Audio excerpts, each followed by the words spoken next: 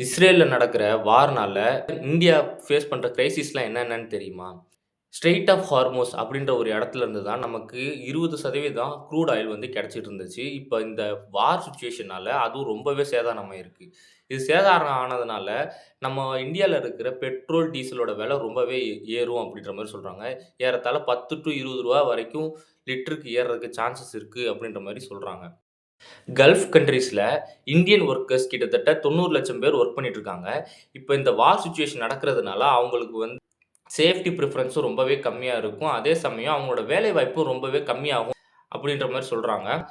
இந்தியாவுக்கு வர வேண்டிய சரக்கு கப்பல் எல்லாமே ரெட் சீ வழியா தான் இந்தியாவுக்கு வந்துட்டு இருந்திருக்கு.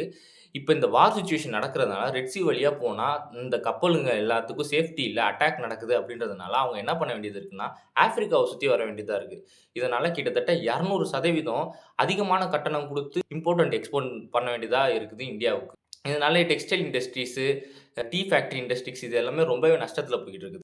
இப்போ நடக்கிற இந்த வார் சிச்சுவேஷன்னால இந்தியாவோட ஷேர் மார்க்கெட் வேல்யூ ரொம்பவே டவுன் ஆகும் அப்படின்ற மாரி சொல்றாங்க. இதனால என்ன நடக்கும் அப்படின்னா, அமெரிக்க டாலருக்கு நிகரான நம்ம இந்தியன் ரூபீஸோட வேல்யூ வந்து ரொம்பவே கம்மியாகும். அமெரிக்கா இந்த மாரி ஃபாரின் கண்ட்ரீஸ்லேருந்து இம்போர்ட் பண்ற எலக்ட்ரானிக்ஸ் ஐட்டமான லேப்டாப்ஸ், மொபைல்ஸ் இதோட இம்போர்ட் வேல்யூ வந்து ரொம்பவே அதிகமாகும் அப்படின்ற மாரியும் சொல்றாங்க. இது மாரி வார் பத்தின அப்டேட்ஸ் உங்களுக்கு தேவைப்படுது அப்படின்னா, கமெண்ட் செக்ஷன்ல லீவ் பண்ணிட்டு போங்க. Thank you.